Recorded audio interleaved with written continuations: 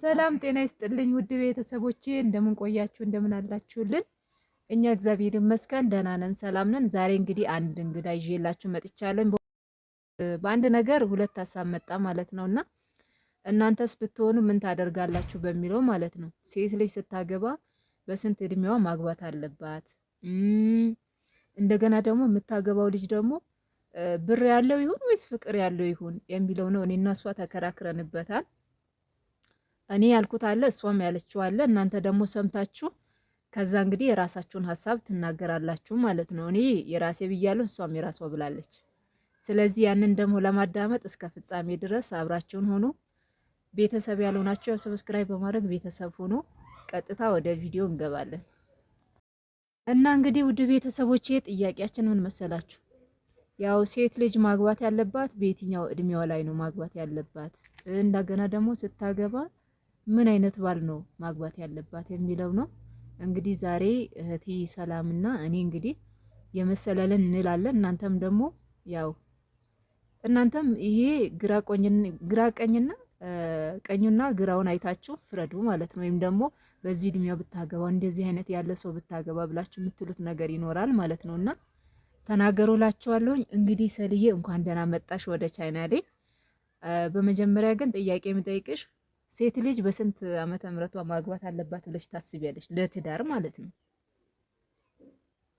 እሺ አመሰግናለሁ። ያው ሴት ልጅ በስንት ዓመቷ ማግባት አለባት ለትዳር በሚለው ቢያንስ ሁሉንም ነገር እስከ በ25 ዓመቷ ማግባት ትችላለች። ይህም ሲባል ከ25 ዓመት ከሆናት እስከ 25 ዓመቷ ሁሉንም ነገር ታውቃለች፣ ትዳር መምራት ትችላለች። ሁሉንም ጎጂን የሚጎዳና የሚጠቅመውን ነገር ለይታ ስለምታውቅ በትዳርን መርታ መኖር ትችላለች። ስለዚህ ቢያንስ 25 ዓመት በቃ 25 ዓመት አንስቶ ማግባት አለባት። ምክንያቱም ከዛ በላይ ሄደ ማለት አንደኛ እድሜዋ እንትን ያለ እየጨመረ በሄደ ቁጥር ልጆችን የመውለድ ፕሮባቢሊቲዋ እየቀነሰ ይሄዳል። ስለዚህ ሁሉንም ማወቅ ትችላለች። እስከ 25 ዓመቷ ከ25 ዓመት አንስቶ ባለው ማግባት ትችላለች ብዬ ነው የምለው።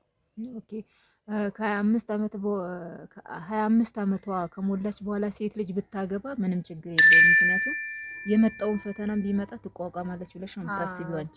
መቋቋም ትችላለች። አንደኛ ደግሞ ስለዚህ እስከ 25 ዓመቷ ባለው ተምራም ሊሆን ይችላል፣ ሌላ የግል ስራዎችን ሰርታ ሊሆን ይችላል። በተለያዩ ነገሮች አንድ ሰው የሚተዳደረው በትምህርት ብቻ ላይሆን ይችላል፣ በግብርና ስራ ላይሆን ይችላል፣ በንግድ ብቻ ላይሆን ይችላል፣ በሌሎች መተዳደር ይችላል። ስለዚህ እስከ 25 እድሜ ባሉ ክልሎች ውስጥ የእሱ የሚሆነውን ነገር ወይም ደግሞ ትዳሯን መምራት የምትችልበት ነገር መያዝ ስለምትችል በ25 ዓመቷ መግባት አለባት ማለት ነው። በትዳር ውስጥ የሚመጡ ፈተናዎችንም ችግሮችንም መቋቋም ትችላለች ማለት ነው።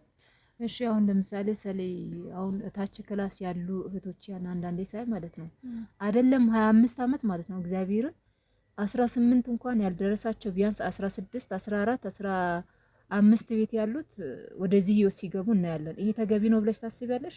አሁን 14 16 ዓመት ባሉት የእድሜ ክልሎች ውስጥ ወደዚህ ውስጥ ሊገቡ ይችላሉ። ያ ማለት ትዳርን አምነውበት ላይሆን ይችላል። ይዛኔ ያው የወጣትነት እድሜ የሚባለው ወይም ደግሞ አዳልት ስቴጅ የሚባለው ስለሚደርስ ነው እንጂ በትዳር ጸንተው ይኖራሉ ማለት አይደለም። ምክንያቱም የሚመጡ ፈተናዎችን መቋቋም አይችሉም። በትንሹ ከትዳር አላማ መውጣት ይችላሉ። ያ ማለት ምንድነው? በዚያ ውስጥ ትዳርን ማኔጅ ማድረግ አይችሉም፣ መምራት አይችሉም። አለ አይደለ ዝም ብሎ ጊዜያዊ ስሜት ሊሆን ይችላል አምነው የሚገቡበት። ግን እንዴት እንቋቋማለን የሚለውን የተለያዩ ችግሮች ሊመጡ ይችላሉ። ትዳር ማለት ደግሞ ሁልጊዜ ማግኘት ማለት አይደለም፣ ሁልጊዜ ደስታ ማለት አይደለም። ማግኘት እንዳለ ሁሉ ማጣትም ይኖራል። ደስታ እንዳለ ሁሉ ሀዘን ወይም ደግሞ በትዳር ላይ ብዙ የተለያዩ ውጣ ውረዶች ወይም ደግሞ መሰናክሎች ይገጥማሉ። ስለዚህ ያ መቋቋም አይችሉም ማለት ነው። ስለዚህ ራሳቸው ለምሳሌ አንድ የ14 ዓመት ልጅ ማለት ራሱን ወይም ደግሞ ትዳርን የሚመራበት ራሱን የቻለ ኢኮኖሚ ላይኖረው ይችላል። ምክንያቱም ከ0 እስከ 14 ያሉ ልጆቹ ምንድናቸው? ዲፔንደንሲ ወይም ደግሞ በቤተሰብ 14 ያሉት ማለት ምንድነው ዲፔንደንስ ወይም ደግሞ በቤተሰብ ጥገኛ የሚሆኑ ያ ማለት ምንድነው ትዳርን መምራት የማይችሉ ናቸው። ስለዚህ ትዳርን ለመምራት የራሳችን የምንለው ኢኮኖሚ ሊኖረን ይገባል። የ14 ዓመት ልጅ ማለት እኮ ቢያንስ ወይም ደግሞ ሚኒመም የ12ኛ ክፍል ተማሪ ማለት ነው። የ12ኛ ክፍል ተማሪ ማለት ገና 12ኛ ክላስ ነው። ራሱን የሚያስተዳድርበት ኢኮኖሚ የለውም። ያ ማለት ከቤተሰብ ዲፔንደንስ ነው። ኢኮኖሚ እንኳን በአንድም በሆነ ነገር ሊያገኝ ይችላል፣ ግን የሚመጡ ፈተናዎችን ሊቋቋም አይችልም። ስለዚህ ከ14 እስከ 16 ባሉት የሚለው ያው ተገቢ አይደለም ብዬ ነው እንደኔ የምለው። አይ ጥሩ ነው፣ በጣም መልካም ሀሳብ ነው። ሌላ ግን አሁን ለምሳሌ በ25 ዓመቷ ሴት ልጅ ማግባት ያለባት ልጅ ለምሳሌ አንዳንዴ አሁን ብር እንላለን፣ አንዳንድ ጊዜ ደግሞ አይ ፍቅር ይኖር፣ ፍቅር ካለ ደግሞ ብር ቢኖረውም ባይኖረውም ምንም ችግር የለውም፣ ወይም ደግሞ የሆነ የራሱ የሆነ ነገር ባይኖረውም የሚባል ነገር አለ። ሚዲያም ላይ የምናየው አሁን ቲክቶክ የተለያየ ነገር ላይ የምናያቸው ማለት ነውና ፍቅር ይኖረው እንጂ ብር ባይኖረውም ችግር የለውም ይባላልና ለምሳሌ ያ ሰው ካገባ በኋላ ልጅ ይመጣል፣ ሶስተኛ ወገን ይመጣል። ሶስተኛ ወገን ከመጣ በኋላ እንዴት ነው የሚሆነው?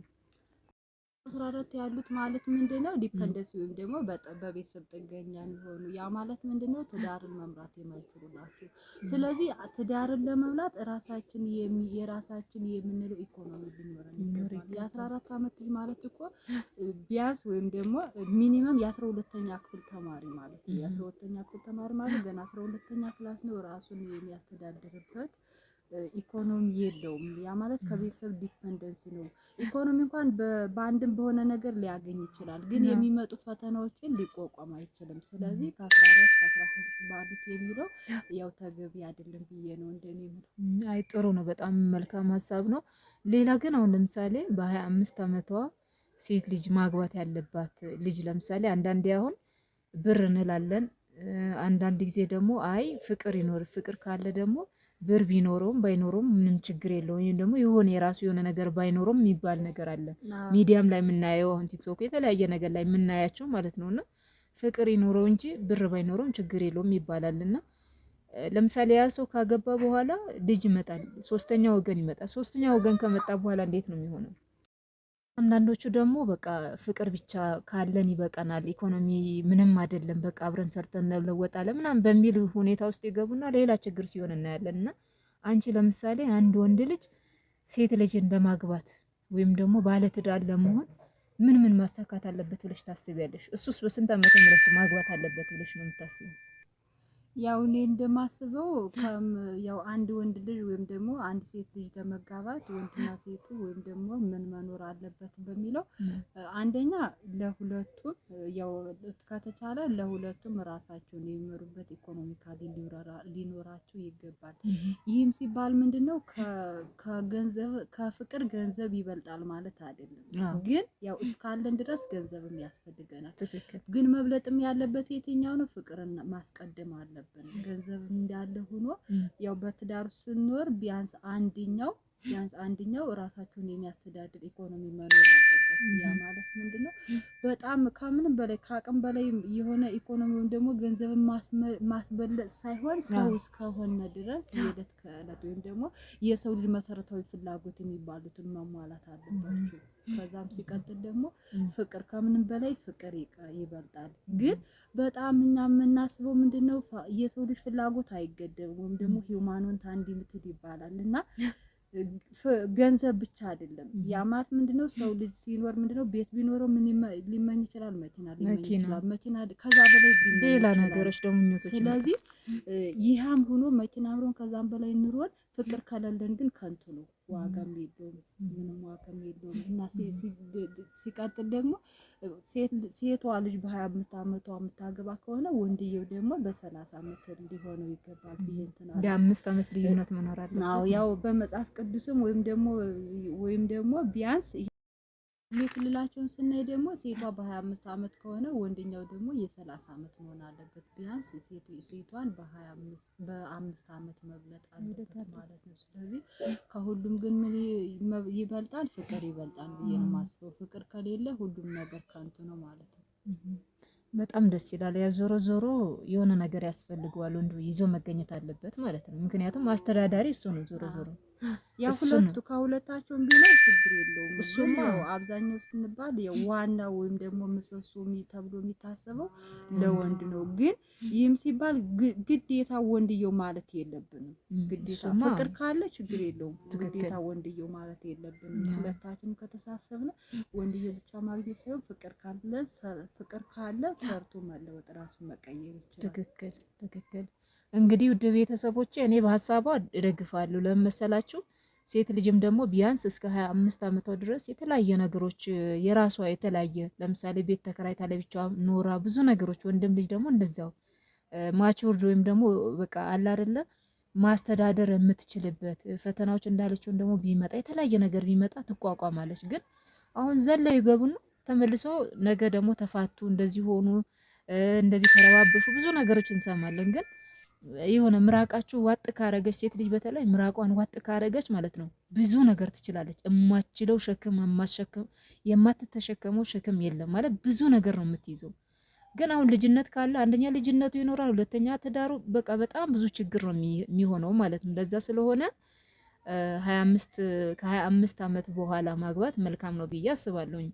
ወንዱም ደግሞ ቢያንስ የቤት አስተዳዳሪ እስከሆነ ድረስ ዝም ብሎ የሆነ ሴት ልጅ ወደዳትና ዝም ብሎ ይዞ የሆነ ወደ አልቤርጎ ወይም ደግሞ ወደ ቤተሰብ ጋር ይዞ ከሚሄድ ይልቅ ነገ ሶስተኛ ወገን ቢመጣ እንዴት ነው እቺ ልጅ በምን አስተዳድር